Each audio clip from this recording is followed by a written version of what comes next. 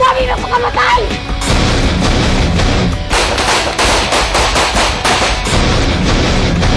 Pasista! Pasista! Ikaw na matubig mo!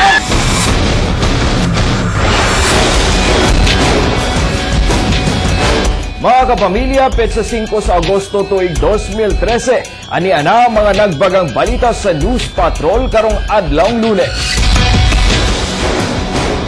Truck nga daghan og karga, nasangit sa kable sa kuryente, mga poste ug mga balay, nangaguba. Balay sa Mandog, Davao City, nasunog.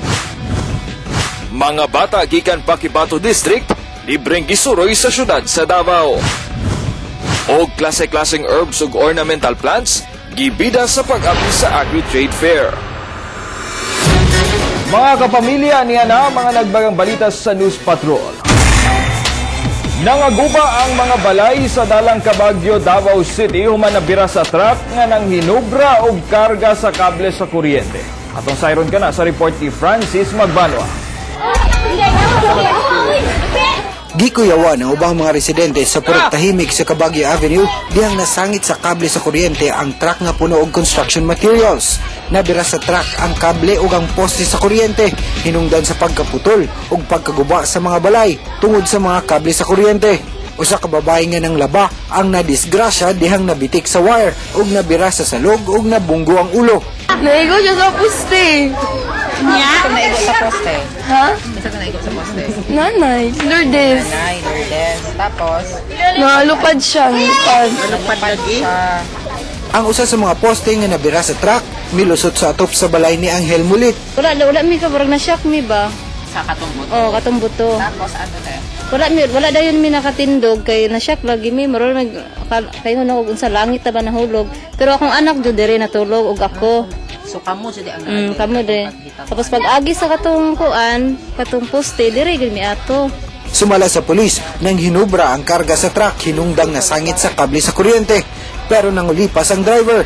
Di po kung kayo nga overload na sir kay kung matawag na to overload na sa weight sa iyang sa isa container sa custom pa lang gihold on na.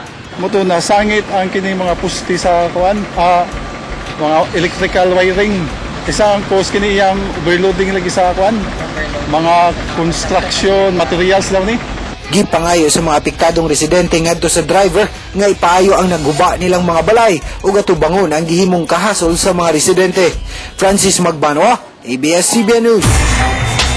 Gipriso sa Talomo Police Station ang 26 anyos nga si Joji Francisco alias Kulas human kini gidakop sa iya mismong balay sa Matina Playa, Davao City kagahapon sa buntag. Base ka na sa warrant of arrest sa giatubang nga kasong paglapas sa Republic Act 9165 kon Dangerous Drugs Act. Nakuha sab sa suspect ang tulo ka mga sachet sa gituhuang shabu paraphernalia, usa ka pack nga marijuana ug usa ka homemade .38 revolver nga dunay 11 ka mga bala. Pasakaan og kasong paglapas sa Republic Act 9165 kon selling of illegal drugs ug Republic Act 8294 kon illegal possession of firearms. Gamit na mo itong search warrant.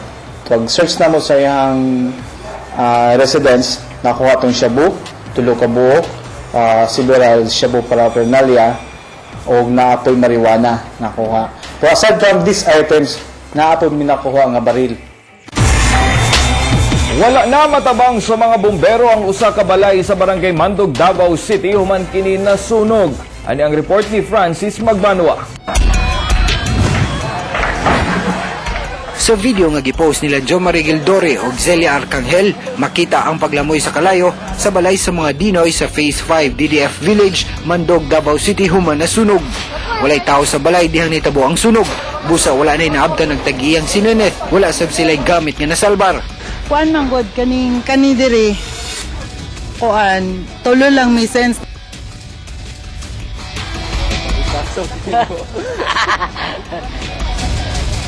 Ano siya? Kami lang. Problemado karon si Nenet unsaon pagatubang sa kinabuhi human nasunog ang ilang kabtangan. Dili ko istorya ug unsaya unsa. Asa mi magsugod asa gusto na ako dili lang mi gusto.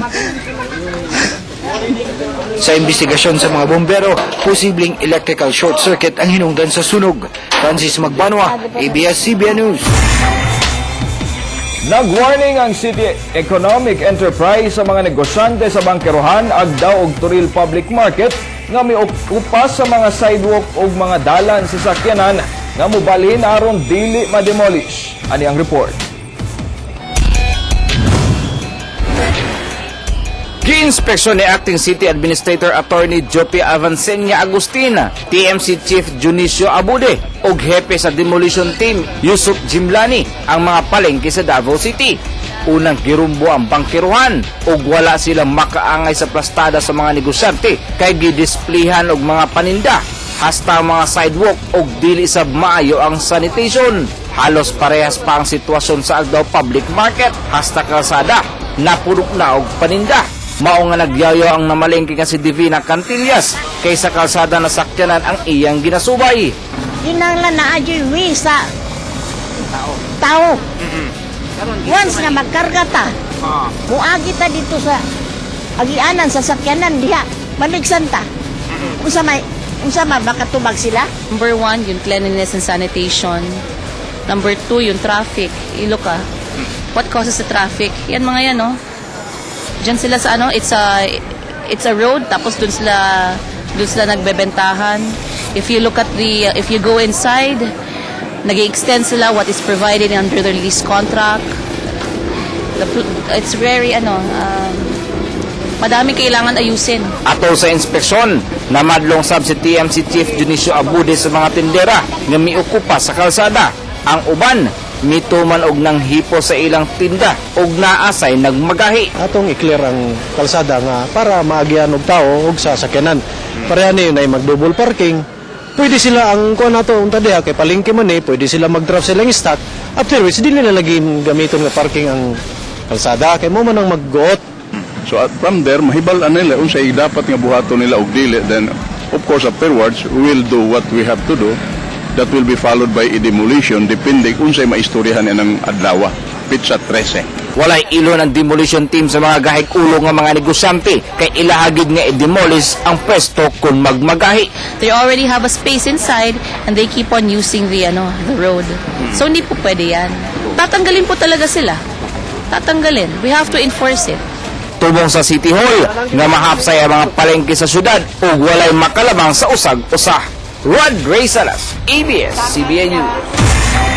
Nagtigi ang mga off-road racers sa mas gipalisod nga racetrack sa Barangay Maha, Davao City, atol kana sa tinuig nga off-road challenge. Atong sayron sa report ni Francis Magbanwa.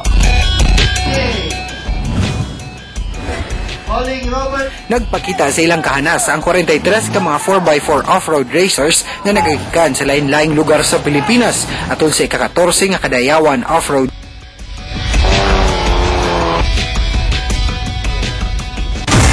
Mga pamilya, ato sa pasadahan ng mga isyu og komentaryo diha sa DXAB 1296, kauban si Paul Palacio ug Alan Nabais. Banat sa komentaryo! Sa atong OIC City Administrator. Ay, Nel! Mayong buntag Mindanao. Una, congratulations kang Senior Superintendent Ronald De La Rosa sa imuhang award nga madawat. Unta katunang sa zona ni Pinoy. Lagi. Ito na panahon na unta. Pero di pa ulahi ang tanan, sir. No? At least, karong August 8, imo na dawaton. And karon na po'y bago. Kaning pakgang nimo sa gangsterism. Kaning mga minor nato nga wata kasabot. No? Bisaw sa pagpitol sa ginikanan. Nganong pilion man yun ang dalan o dinha magdinunggabay. Dinha magpinusilay. Pero kasi ang iwasulo na to, ani Paul, nganong inani ang dagan sa itong mga kabataan karon nga mas enjoy sila barkada kaysa sa dito sa ilang pamilya. Well, naho na to. Dako og responsibilidad ang ginikanan, anak. No? Ang pagpitol, ang ang pagdisiplina sa mga bata. Dagugangan pa yun aning kuan. Juvenile Justice Law. No? Siguro, ato aning i-review nato unsay naa din ha nganong migara magmaayo. Palaw man pampagsabotan na po, no? Kaya sabtan mo na. Kung madagpan nimo ang mga minor de edad, kinahanglan lang yapon ni siya filean og kaso and ang korte na ang magdetermine ani kung asa niya ni i-turn over o dito ni kuhaon sa DSWD para i-rehab nila or ipa-undergo sila transformation. Okay na may counseling. Under ana nga balawod na may kuan dapat may facilities nga himuon ang matag sa matag municipality. Naisipyat gamay. According sa kini mga abogadong uban no, ang ato mga pulis kay kung makadakop sila og mga minor de edad kamo mga pulis mingon og ay minor man ni buhian diretso. Dapat di ay inyong ipursu ang pag-file og kaso. Bahala nagdili ni mga preso ang korte na magdetermine. Say mag-una-una og determine ang mga police poll.